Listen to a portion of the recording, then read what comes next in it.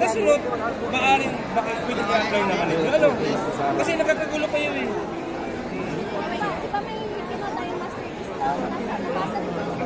Eh, oo nga. Tapos nanguha pa rin kayo. O, ganito mami. For example, nagpapirma ang munisipyo ng TODA. Ang dami namin doon. Bakit hindi rin kasama? Useless din yung paghingi ninyo.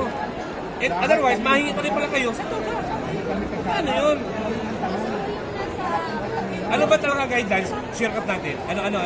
Anong kailangan?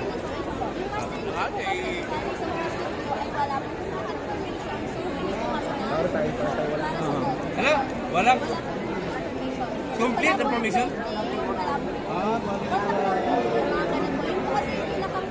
So, kahit ma'am, dapat sana, before humingi ka sa munisipyo, ibigay niyo yung pangailangan ninyo.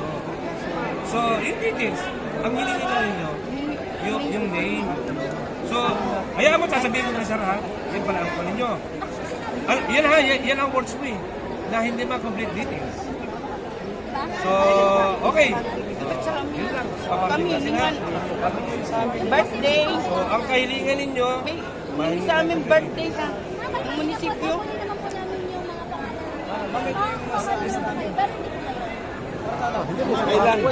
Kailan pa? Ito mami. Sinabi niyo sa amin yan. Ako ha, personally. Ma'am, ito. Bali sa akin, dalawang beses na ako. Yung 3,000, sinabi ni ma'am sa akin, nakalista na ako. Wala din ako nakuha. 3,000 pa lang yun ha. Ngayon. Oh, wala din ako nakuha. Ngayon.